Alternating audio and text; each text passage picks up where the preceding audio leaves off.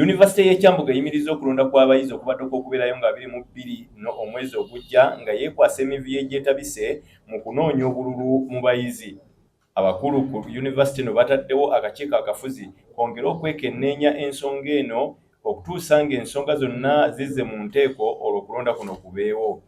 Abayizi ba ttendekero w'e Kyambogo babadde balina okulonda nga 22 omwezi ogujja.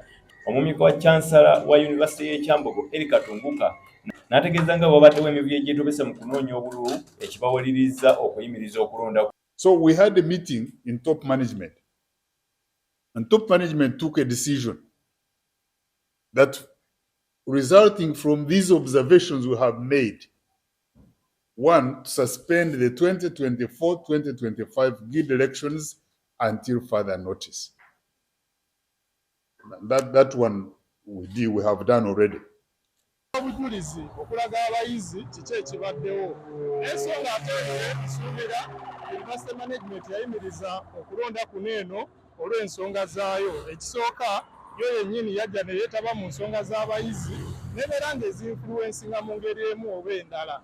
Kyensuubira nti yali yeeyagaliza byayo era okusinziira ku bbaluwa ya Vice Chancellor gye yawandiika nga 25 omwezi ogw'Ekkumi 2024 yalaga biki University Management bye yali eyagala. Okumanya emivuyo gibadde mingi okusinziira ku Profesa Katunguka akulira akakiiko k'ebyokulonda Akiza Musembatya ali mu kunoonyerezebwako poliisi oluvannyuma lw'okusaba ssente ezisoba mu $80,000 ku oyo ayagala okwesimbawo. And also because this suspension was based on one of the students who was disqualified went to court and lodged a case in court challenging the electoral process because he was just summarily dismissed from the electoral process. So court put a hold on the elections until that case is heard and disposed of. 1% zaabwe eza nomination mu kashi. Ebbaluwa zineno we naziraba bwe nti nenkubira Chief Security Officer oba akulira ebya poliisi mu Kyambogo University. Nenzimuweereza ku mukutu gwa WhatsApp nina record eyo nemukubira nemugamba waliwo allegations zizineno. Yantegeeza nti yali ali mu meeting ebiseera ebyo era nantegeeza nti yali agenda kunkubira ng'amaliriza meeting. Muli ebibadde bikolebwa ku mitimbagano era ng'abayizi abamu abeesimbawo baagobebwa mu kwesimbawo nga kigambibwa nti akulira akakiiko k'ebyokulonda ono oyo gw'ayagala gwe yali asimbawo.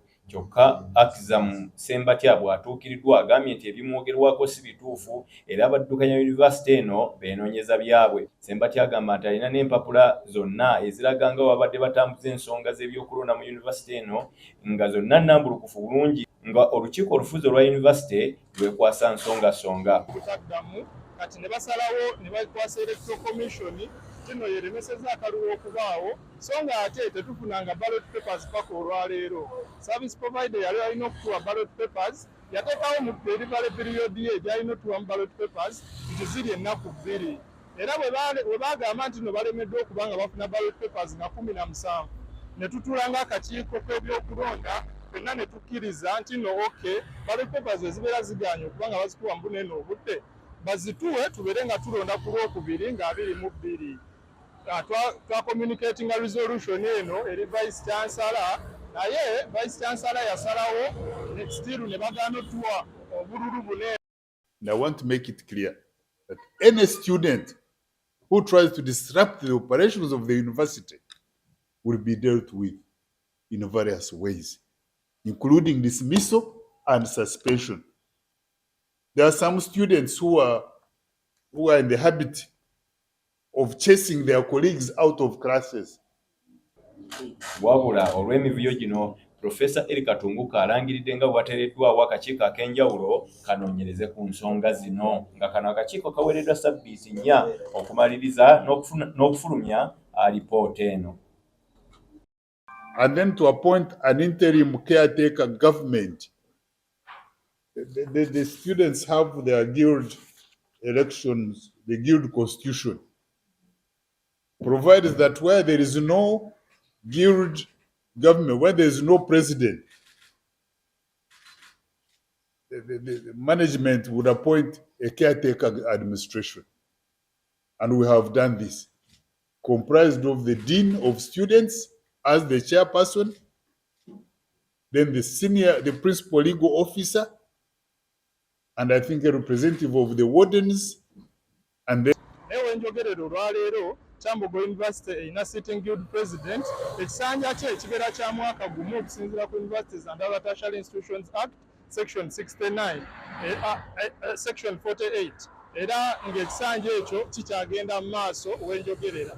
Kati naffe twebuuza lwaki university management ebeera ng'evaayo okuteekawo caretaker government given that tukyalinawo sitting guild president alina ne cabinet ye ate ne bagaana okulonda okubeera nga kugenda.